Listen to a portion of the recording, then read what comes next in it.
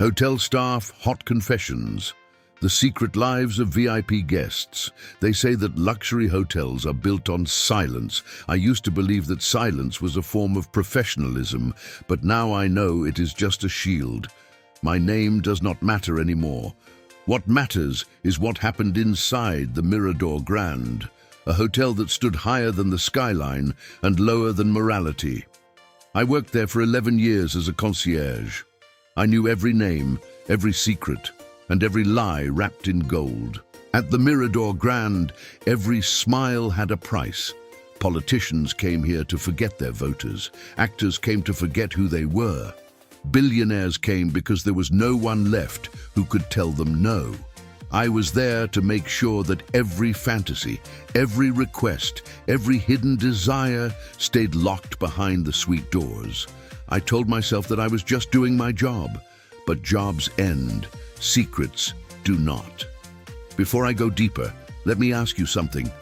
Where are you watching this from? Are you on your phone or lying in bed somewhere far from this world? Tell me in the comments. I want to know who listens to confessions like mine. Thank you for being here. Now, let me tell you about the night that ended everything I thought I knew about loyalty. It started with a new guest list. Every month, the Mirador Grand hosted the International Discretion Gala.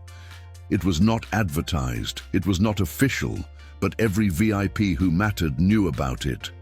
The event brought the most powerful people under one roof, people who smiled for cameras during the day and made deals with the devil at night.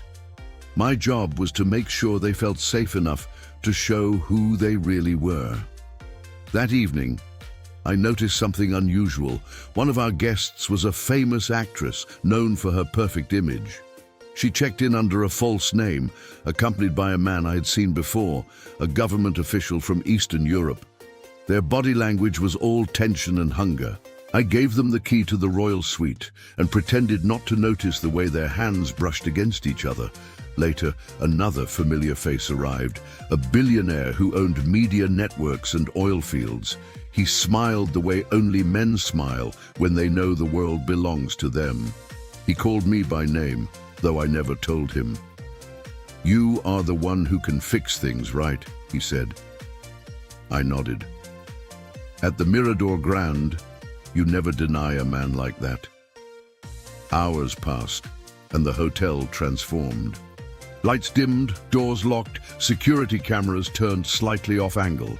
In luxury hotels, cameras never fail by accident. They are guided by trust, and trust is always bought. Around midnight, the actress called the front desk. Her voice was trembling.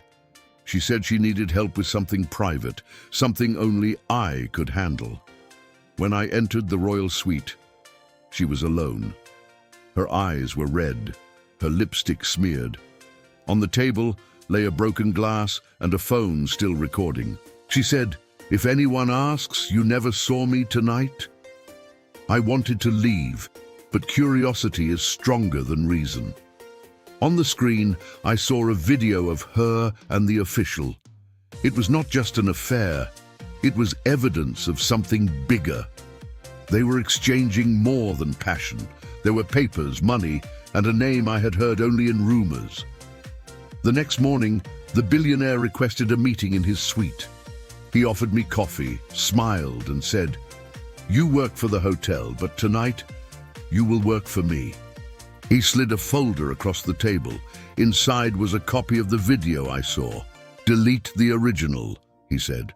"Make it disappear, and I will make you rich." I should have walked away. Instead, I said yes. That night, I learned how quickly luxury becomes a prison. I went to the security office, found the footage, and deleted it. But as I walked out, I noticed another screen flickering, one that showed me standing in that very office, deleting the files. The cameras had recorded me. Someone knew. A few days later, an envelope appeared under my door. Inside was a single photo, me in the security room, my hand on the keyboard, time-stamped. No message, no signature, just proof. From that moment, every shift felt like a countdown. The guests smiled, the lobby buzzed, but I knew the walls were closing in. The actress checked out, leaving behind a note addressed to me. "Thank you for keeping the secret," it said. The billionaire never returned, but I started seeing his name in the news. A scandal, leaked files, a resignation, and then silence. The manager called me to his office. He looked nervous. "You have been requested by the board to take a break," he said. That was code for dismissal. I nodded, pretending to understand. On my way out, I saw two men in suits entering the back hallway. They were not hotel staff. I went home that night knowing I was being followed. I stopped answering unknown numbers. I stopped sleeping. But secrets have a way of finding air. One afternoon, I received a call from a blocked number. The voice on the line was calm, deep, familiar. "You did well," it said. "Now you work for us." Then the line went dead. Weeks later, the Mirador Grand hosted another private event. I was reinstated without explanation. My new orders were simple: handle the special guests, make sure no information left the building, and report directly to a private security liaison. I was no longer a concierge. I was a handler. One night during a storm, I was asked to escort a group of men to the penthouse. When I opened the elevator doors, I saw her again. The actress. She looked different, colder. She avoided my eyes. The billionaire's name was on everyone's lips again, this time whispered in fear. I realized that she was not just a guest anymore. She was part of something far beyond what I could understand. The penthouse smelled like whiskey and rain. Inside, there were 5 people, politicians, business leaders, influencers, all laughing, all pretending they were untouchable. My job was to stand by the door, silent, invisible. Then one of them turned to me and said, "Tell me, what is the worst thing you have ever done for a guest?"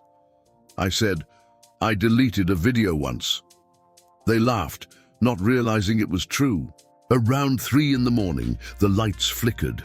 The actress stood up and whispered something to one of the guards. Then, chaos. Phones buzzed, someone shouted, and I saw one of the men collapse. The room froze.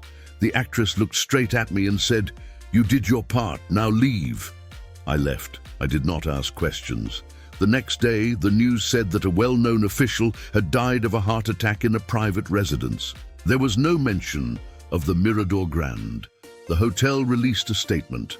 The Mirador Grand remains committed to the highest standards of privacy and excellence. I still have that note she left me.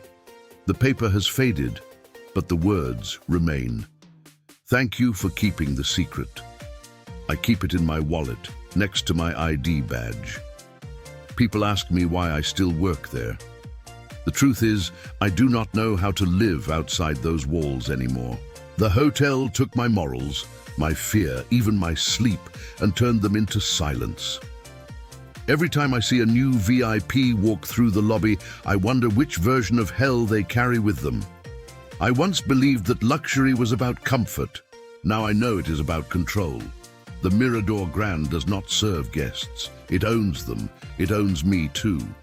If you ever walk into a 5-star hotel and see a concierge who looks too tired to smile, remember this: he probably knows more than he should.